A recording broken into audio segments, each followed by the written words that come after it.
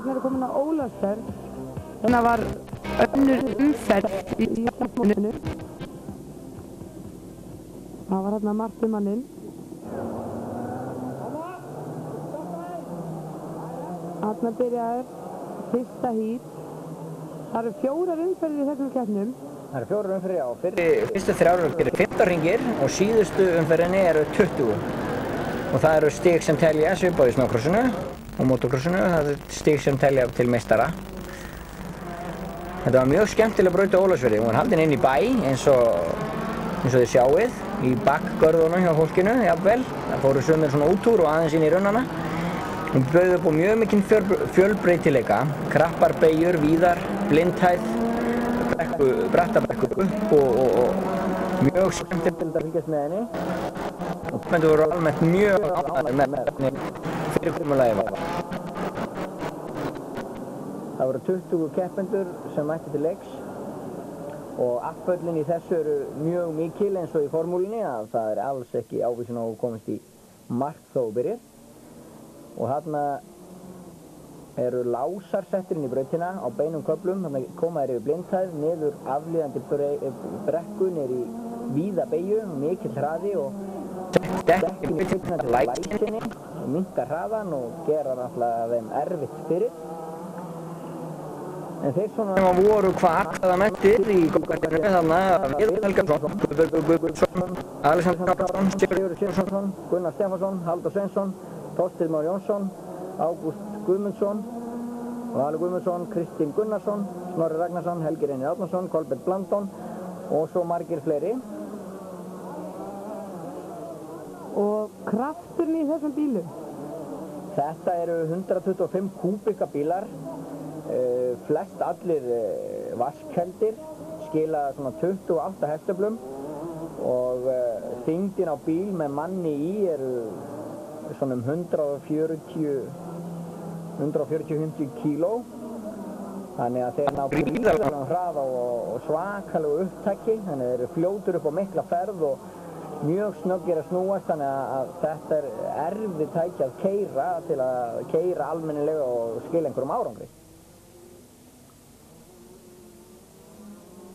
Það var fullt dóti að gerast þarna, þeir keyrðu þarna í dekkin og utan í hvern annan og sjáum þarna eftir að það er allt að gerast.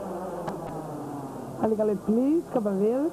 Já, þetta haldið á hvítasunnudag. Alveg frábært veður og stendur fjölskyldur Reykjavík með keppendum og þarna var mjög skemmtileg stemning og þetta sport er á fullri ferðu. Já, má eiginlega segja það, í öllum þessum akstursgreinum hérna, þá er þetta allt að fara stigvaxandi á þátttöku og bara á þátttöku yfir höfuð og áhuga líka bara í kringum þetta. Já, mikið meiri áhugi bæði hjá áhorfendum og einstaklingum til að keppa.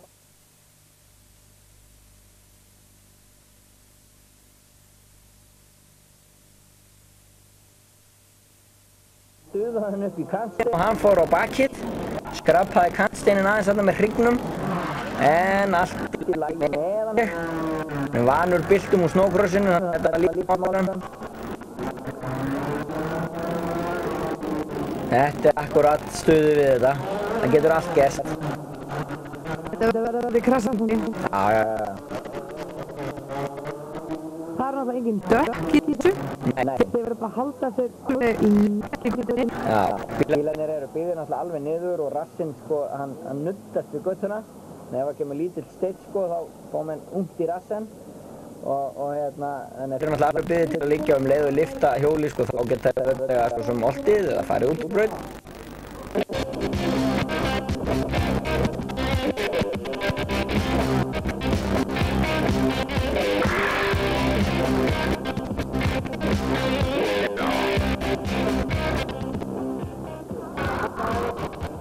Við vindum okkur strax yfir í fjórða hít, sko úrslitarinnuna. Þess má geta að á laugardaginn næsta verður 3. mót í Íslandsmeistarakeppninni í go-kart í Kapellrunni. Þannig að það er að gera að mæta og tékka á þessu. Hvað er að gerast þarna? Það er ekki að bila. Það er á laufröndinni. Það er ekki alltaf að þetta komast í mark. Nei, þetta er það flott hjá þér. Jæja. Nú er allt að gerast. Nú er að drepast síðasta umferðin og svo þó nokkuð margir búin að hellast á lestinni. Stuttur tími milli umferða til viðgerða. Það er alltaf eitthvað sem þarf að laga. Bílarnir liðast svona sundur, losna hrúður og verða lélegir eftir margar umferðir. Þannig það er svipað í formúlinni. Það má lítið koma upp og þá verður aftóning. Hvernig vita hvað er búin að fara margar hringir? Það er bara flaggað út. Það er sett upp gildi þegar tveir hringir eftir og einn hringur eftir og svo er flaggað bara út þegar úrslitin eru. Til að vera alveg kollringlar á þessu? Já, menn svo sem telja nú ekki hringina sjálfur. Bara að reyna að dífa sig og keyra bara og keyra og meðan að druslan gangi. Þannig að sjáum við Silla Sigþórs og Viðar Helga.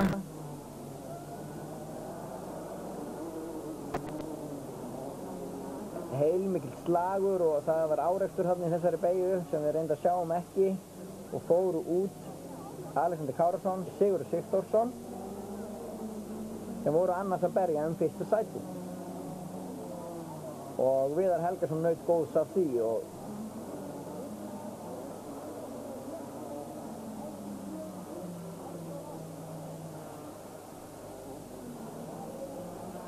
Og hvernig er það? Er verið eitthvað að tjúna þessa bíla?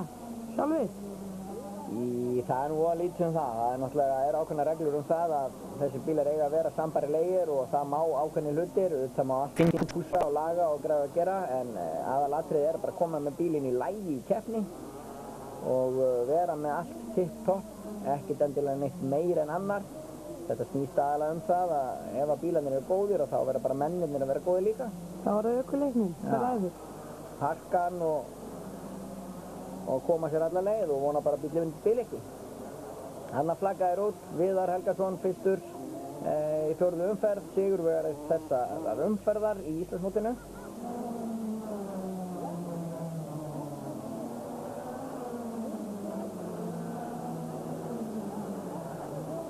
Og úrslitin úr þessari keppni, annari umferð í Íslandsmótinu voru þannig að það er Viðar Helgason nr. 1, Guðbergur Guðbergsson nr. 2, Alexander Kárason nr. 3, Sigurður Sigþórsson nr. 4 og við sjáum þarna verðlaunafninguna.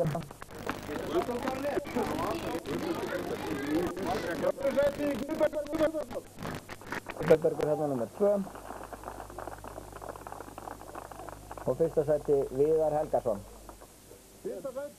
Legginn, hann fór hérna á bakið og mætti sig aðeins og hann mætti ekki í verðlaunafninguna en ástkona hans, Árný, kemur hérna og strákarnir vilja endilega hafa hana hjá sér. Við spurðum sigurvegarann hvort það væri nú ekki munur að það keyra á svona innanbæjarbrautum og verið braut sem hann keyrir vanlega á. Já, það er það náttúrulega. Maður hefur aldrei prófað hann áður og maður þekkir brautina í Suðri Gabelrauna sem ég keppi mest, þekkir hann inn og út og maður er alltaf að bæta hann þessa dagsturinn eftir því sem líður á keppnina. En ég get ekki verið ánægður með þetta, hvernig þetta atvikaðist. Og hér sjáum við stöðuna eftir þetta keppni. Staðan til Íslandsmeistara, Guðbergur Guðbergsson, Viðar Helgason og Halldór Sveinsson. Og ég vil þakka maðurinn og kærlega fyrir.